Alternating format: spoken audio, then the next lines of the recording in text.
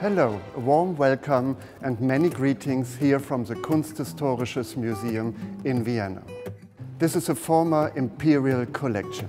Every single object was bought, commissioned and collected by members of the Habsburg family.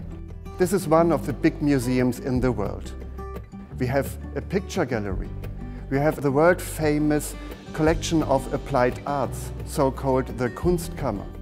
We have also objects of ancient Egypt as well as antiquities from Greece and from Roman Empire. We have a coin cabinet and we have a collection of coaches and carriages and the imperial treasuries. We are now on the picture gallery, one of the big picture galleries in the world. One very special part of it is a collection of Venetian Renaissance paintings. We have, for example, paintings by Tintoretto, Veronese, Lorenzo Lotto and Giorgione, and last but not least by Titian. Titian is the best-known Renaissance painter in Venice. Please meet now Dr. Sabine Haag, the Director General of the Kunsthistorisches Museum. She is going to speak about one of her favorites in this collection.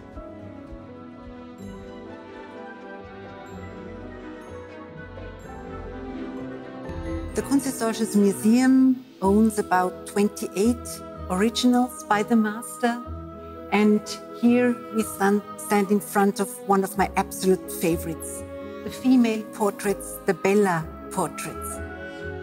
When we look at the Violante, we know how the preferred females looked like in the early 16th century.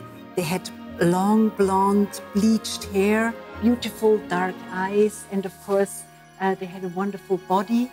They showed their cleavage, and of course Titian was famous for the colors he used, for the light he used, which kind of enlightened the physical presence of the so-called Belle. And when you look at the colors he used, it's a bright gold, it's a bright yellow, it's brown and blue.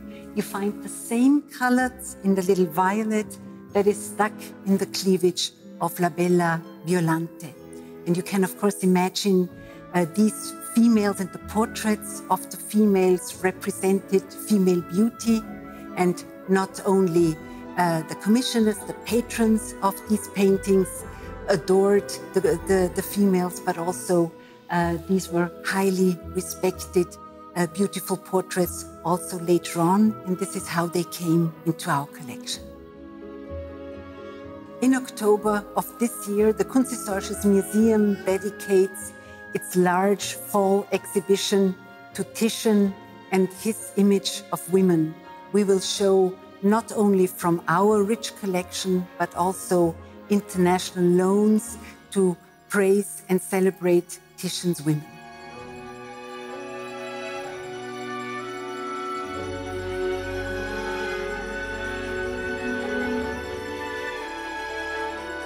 We are far, far away from Belgium here in Vienna, but we have here in the Kunsthistorisches Museum one of the biggest, maybe the biggest collection of Flemish paintings from several centuries. For example, Peter Paul Rubens, one of the great masters of Baroque art, also Anthony van Dyck, Jacob Jordans.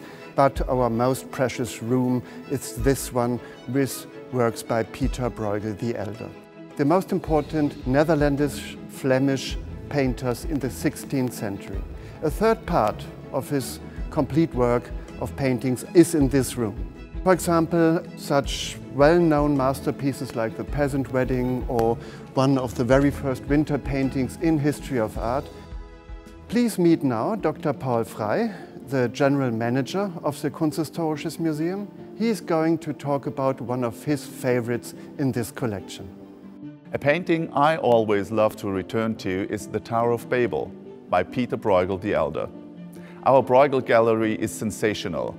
No museum in the world can match with our collection by this Flemish master. Most of the paintings by Bruegel feature mass scenes with many figures. Therefore, I like to call the Tower of Babel the only portrait in this gallery. The shades of red in the inner structure of the tower bring to my mind human flesh. One could even say it's blooding or suffering. The picture recounts a Bible story. The Lord prevents the human race from building a tower tall enough to reach heaven. The Lord confounds their speech on the construction site, so they can no longer talk to each other. It's the beginning of different languages. The composition clearly shows this chaos and this lack of planning. No path on this picture leads anywhere. It's all going into the inner side of the tower rather than turning up.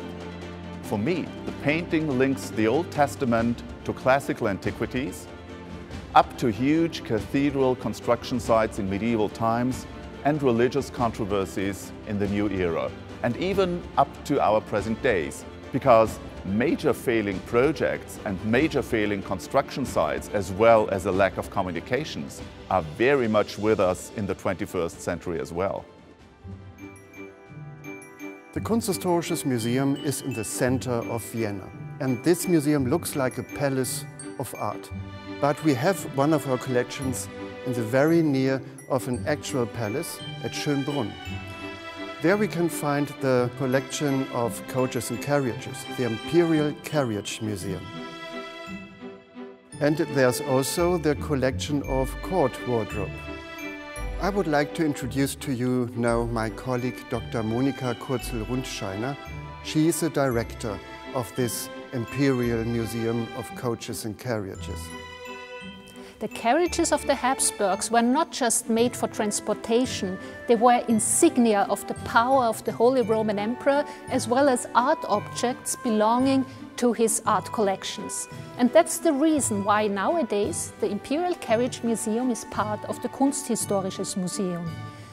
The close relationship between the two of them can be easily seen on this gorgeous painting made by Bernardo Bellotto in 1759. It shows Schönbrunn Palace, the summer residence of the Habsburgs, and also the location where you will find nowadays the Imperial Carriage Museum. But it's not just a veduta of an imperial residence, it's also a portrait of a very important historical event. We see General Count Kinsky coming to Schönbrunn to bring to Empress Maria Theresa, who is standing on the balcony of the castle, the news of a glorious victory over her arch-enemy Frederick II of Prussia. Now, if you look at the painting, you would probably think that the general sits in the beautiful carriage in the front of the painting. This is a French Rococo-style carriage, richly decorated, but quite simple in its techniques, because the body lays on long leather braces between the axles. So for the contemporaries, it was quite evident that the important person was sitting in the carriage in the middle of the painting.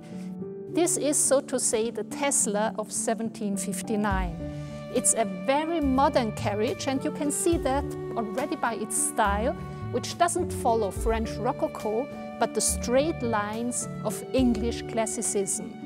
And even more astonishing is the technique, because the body doesn't lay on braces, but it hangs in steel springs, and this was a great innovation in this period. And we are very grateful to Bellotto that he proves that this technique was used at a very early stage in Vienna. Please come, see yourself, bring your guests, we are here, and we would be happy to welcome everybody in the Kunsthistorisches Museum here in Vienna.